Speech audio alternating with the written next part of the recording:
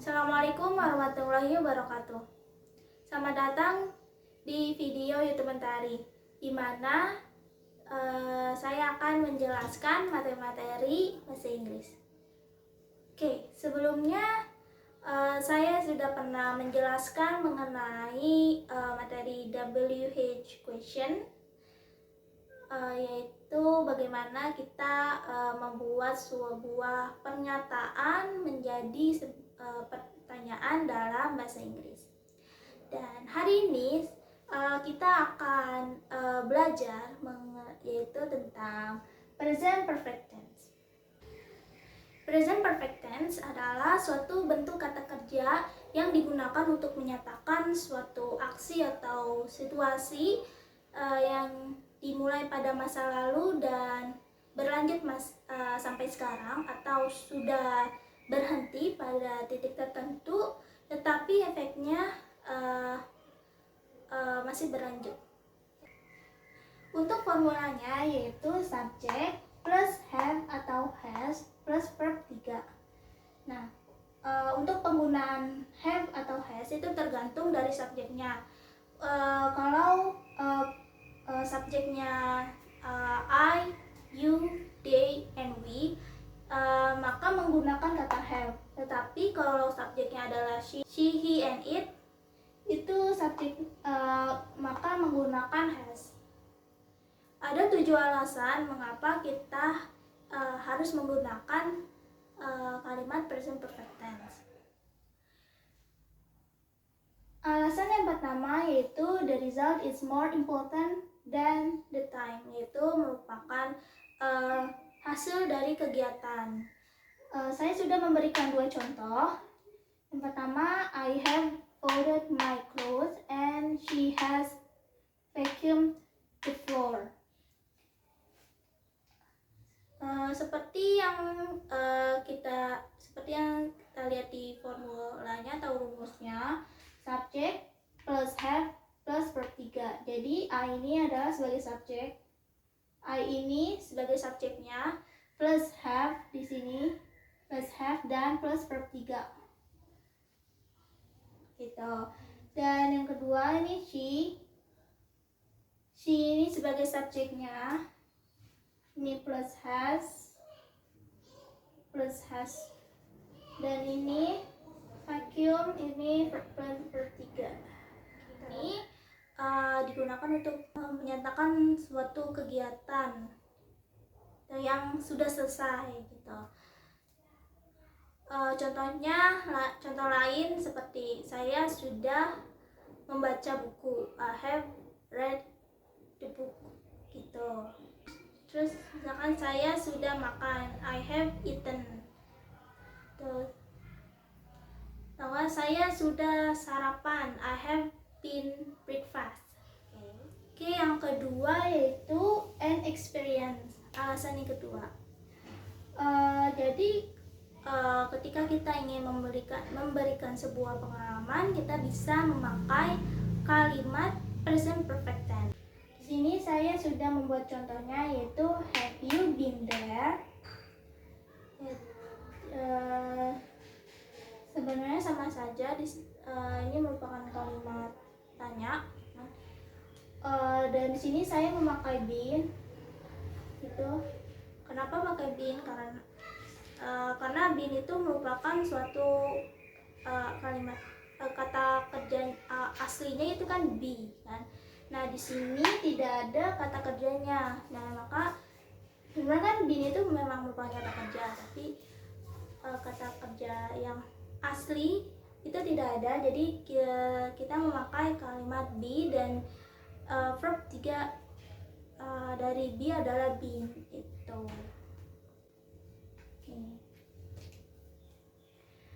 Dan contoh lain seperti they have ridden the camel. Dan ini sebagai subjek. They, jadi kalau they maka memakainya have, dan ini adalah verb 3-nya.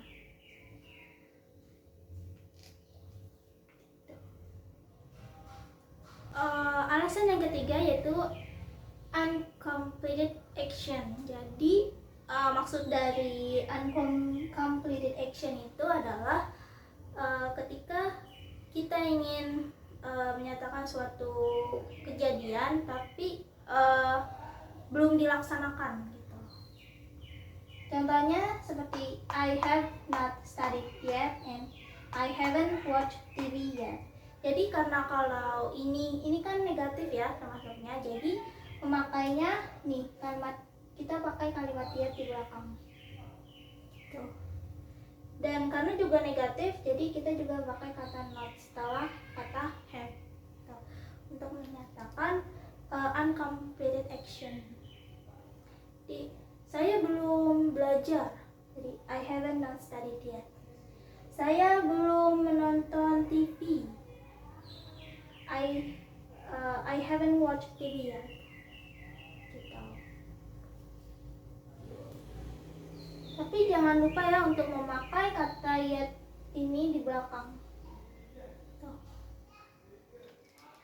Yang keempat yaitu multiple action. Jadi sebuah kejadian atau sebuah aksi yang dilakukan secara berulang-ulang. Tapi perlu diingat, multiple action ini bukan berarti sebuah habit ya.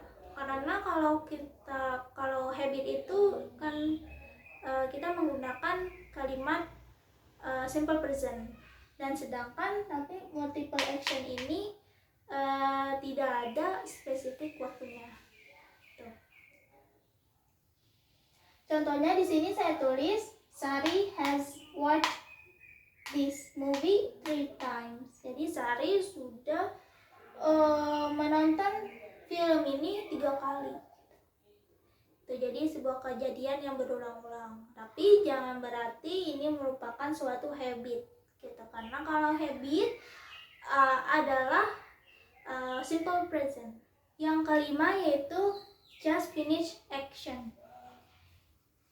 Jadi just finish action ini untuk menyatakan suatu kejadian yang baru saja dilakukan.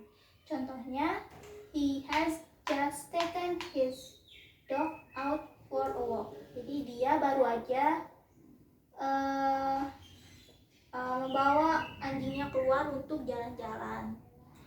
Nah, just di sini ini untuk menyatakan kata seperti kalau dalam bahasa Indonesia-nya itu barusan. Jadi dia baru aja kok keluar gitu. Dia baru aja kok keluar untuk bawa anjingnya jalan-jalan gitu. Just ini untuk menyatakan kata barusan. Kita juga bisa memakai kata baru aja tuh, baru tadi kita memakai kalimat simple past, tapi untuk bentuk kalimatnya memang berbeda dengan present perfect tense. Contohnya seperti ini.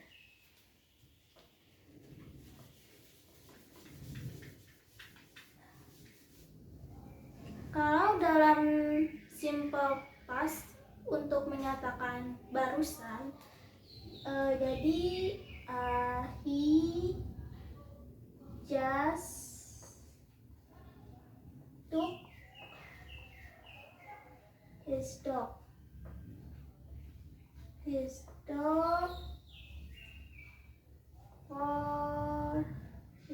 out for a walk.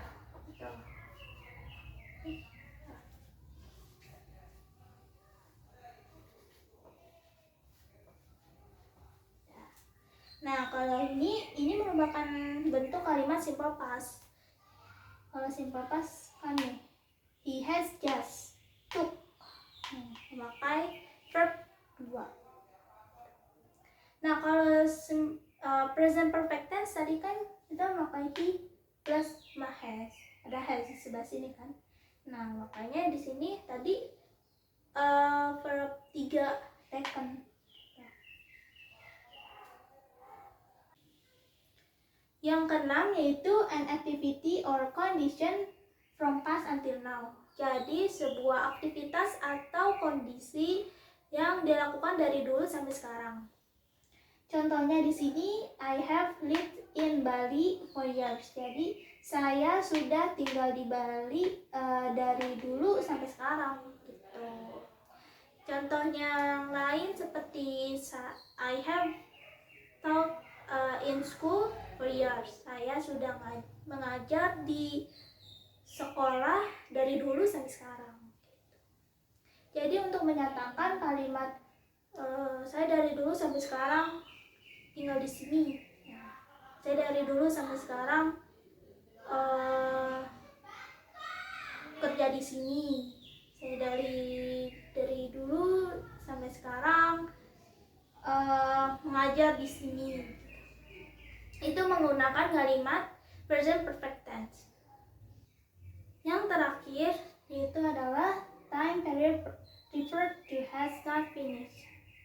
Nah, di sini rumusnya sedikit berbeda, itu di subject plus have atau has plus been plus verb in.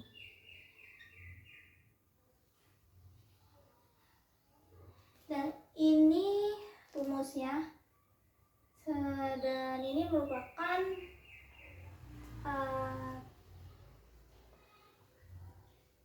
present perfect continuous tense. Ini merupakan present perfect continuous tense. Jadi rumusnya subject plus has atau have plus been plus verb in. Kenapa pakai been di sini? Karena sama saja kan seperti be, kalimat kata be, kata kerja be is mr. Nah, been ini merupakan verb 3-nya. Nah, ini plus been plus verb in. Kata kerja ditambah in. Oke, sekian video saya kali ini mengenai present perfect tense. Semoga video saya dapat membantu kalian dalam memahami grammar atau tata bahasa dalam bahasa Inggris, terutama di present perfect tense. Oke, sampai ketemu lagi di video saya selanjutnya.